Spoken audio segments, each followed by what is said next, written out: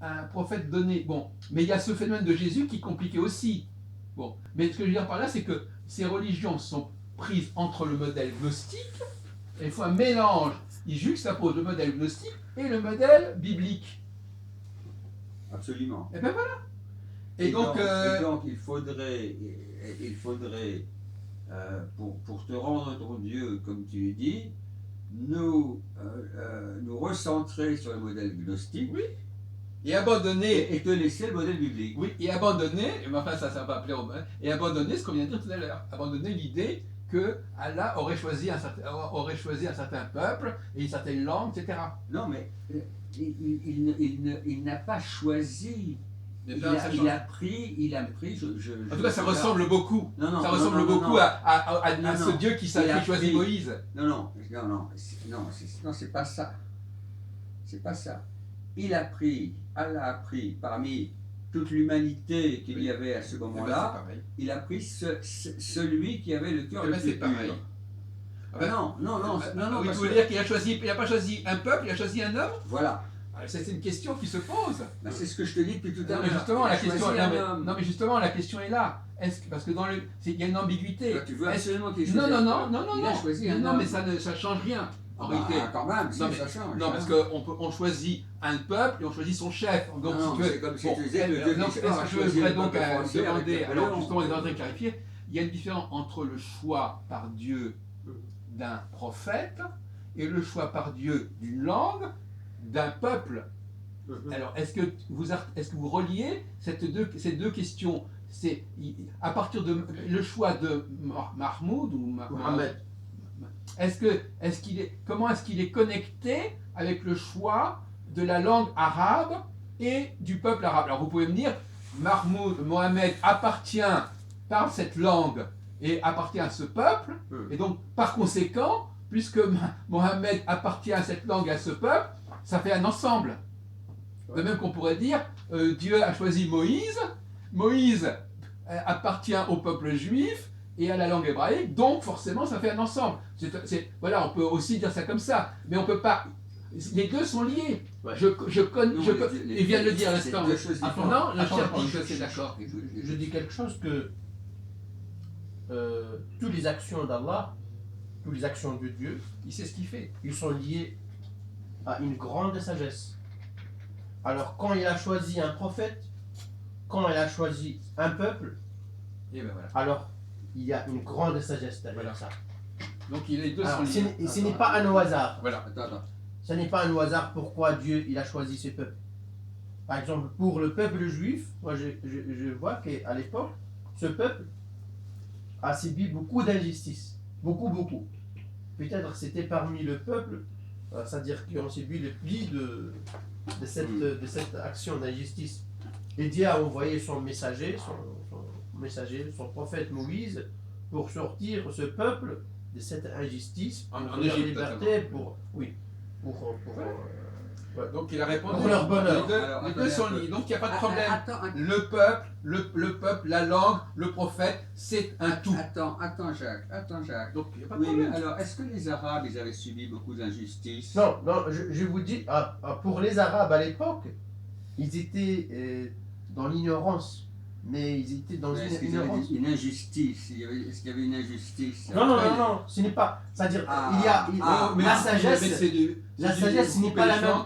Il y a plusieurs raisons de choisir un peuple. Voilà, ce n'est pas la même raison. Voilà. Alors, pour les Arabes, il y avait beaucoup de corruption. Oui, d'accord. Mais attendez un peu. Ouais. Soyons très précis. Non, mais justement, ne soyons pas trop précis. Si, mais non, il y a des les parallèles ne peuvent pas. Pour faire des parallèles, on ne peut pas être dans l'hyper-précision, parce que les choses ne se ressemblent jamais exactement. Il y a toujours des particularités, évidemment. Les mathématiciens, ils pourraient comparer deux triangles exactement identiques. Dans la vie réelle, il y a des choses qui se ressemblent. Moi qui te croyais un juif rigoureux. Mais excuse-moi, justement. Quelle déception. Non, mais les mathématiques dans le domaine de l'ethnologie et de l'histoire, c'est du pipeau. Non, mais écoute bien ce qu'a dit Achour. Achour a dit que quand il s'agissait du peuple juif, Moïse a été envoyé parce que ce peuple était très malheureux, il était en esclave en Égypte, etc. Oui. Bon, ok. Mais je te ferai remarquer que là, on entre dans ce que dit la Bible. L'esclavage en Égypte, etc. Bon. Donc, Achor ne fait que répéter ce que dit la Bible sur ce peuple juif malheureux. Peu importe les raisons. Bon. Mais quand on parle des Arabes, quand on parle des Arabes eux-mêmes, les Arabes n'étaient pas en esclavage. Mais qui dit le contraire? Mais oui, mais c'est Le schéma est fondamentalement le même, Mais en non. dehors de ces différences. Bon, écoute, je suis désolé, alors là... hein, Mais non, c'est- c'est pas mais le même. on est d'accord que ce n'est pas exactement la même chose. Ce n'est pas les mêmes problèmes. Ce n'est pas exactement le même Non, problème, c'est raison. mais la problématique est la même. Le choix, que ce choix ait été fondé sur un facteur X, Y, Z, c'est la même problématique. Hein, j'ai fait un doctorat d'État, je suis désolé, je sais ce que c'est qu'une recherche. Je n'en doute pas. Bon, Je n'en doute pas, cher ami. mais on sait très bien, de toute Mais façon, je ne vais pas dire le attends un contraire, petit peu. on est d'accord, il y a des tas de facteurs de différence. Mais ces facteurs de différence ne doivent pas nous empêcher de percevoir les similitudes. Toute Alors, l'école française, que ce soit vais- Dumézil, Lévi-Strauss, etc., on est je parfaitement vais- capable de distinguer les détails et la structure fondamentale Je vais- qui est fondamentalement la même. Je vais essayer de résumer ce que tu dis et tu vas me dire si tu es d'accord. Comme ça, je montrerai que je t'ai compris. D'accord? Ah oui, comme ça, je montrerai que je t'ai compris. Oui, bien sûr. Bon. Alors, ce que j'entends que tu me dis, c'est que finalement, Dieu, le Dieu de Moïse, c'est le Dieu des Hébreux. Et de la même manière, Allah serait le Dieu des Arabes. Non, c'est pas ce que j'ai dit. Ou- Non, excuse-moi. J'ai pas bien compris. Non, alors. j'ai dit, bon, c'est peut-être ça qui fait problème, j'ai dit que il y a un calque. C'est-à-dire que, bon, mais ça, un calque, ça veut dire que l'histoire des rapports, on a le schéma des rapports entre Dieu et Moïse et le peuple hébreu, il a été repris par d'autres peuples. C'est ça que je suis en train de dire. Ça ne veut pas dire que ce qui est vrai pour les Hébreux soit vrai pour les autres peuples. Ils ont récupéré le même schéma. Et on revient à ce fameux débat tout à l'heure. On nous a donc ce qu'ils disent eux, ça n'existe que par référence au premier schéma. Ils en font un fait, mais ça n'est pas un vrai fait. C'est un fait qui est imité du schéma principal qui lui est vrai. C'est l'original qui est vrai et les imitations qui sont fausses. Alors attends un petit peu. Je vais essayer de reproduire ce que tu dis pour essayer de bien le comprendre. Parce que. Donc toi tu dis en fait que il y a eu au départ un choix, une relation spécifique entre un Dieu et un peuple, que ce Dieu était le Dieu de Moïse et que ce peuple était le peuple hébreu. Et qu'ensuite, eh bien, il y en a d'autres qui ont voulu copier. Ils ont dit, ben, nous aussi, il y a un Dieu qui a une relation particulière avec nous, qui nous a choisis et qui est le... En fait, nous sommes une autre tribu qui copions la tribu d'Israël. Enfin, les tribus d'Israël jusqu'à la... Et en même temps, je suis obligé d'être modéré. Je veux dire, après tout, pourquoi pas? Non, Pourquoi si? Non, mais je veux dire, j'apporte des secondes atténuantes. Je dis, après tout, si effectivement ça s'est produit pour les Hébreux, pourquoi ça ne se produirait pas pourquoi est-ce qu'il n'y aurait pas un autre Dieu qui viendrait s'adresser à notre peuple et lui proposer la même alliance? Non, je ne m'occupe pas que tu sois modéré ou pas modéré, je veux savoir bien comprendre ce que tu dis. Donc, ce que tu dis, c'est, en fait, il y a eu une relation entre un peuple et un Dieu qui était le peuple hébreu et le Dieu de Moïse, et puis après, d'autres ont copié cette relation entre leur tribu et leur Dieu. Oui, mais on pourrait dire, mon cher Abdel Jabbar, si on va plus loin, on peut dire qu'il y a d'autres dieux qui ont copié ce Dieu-là.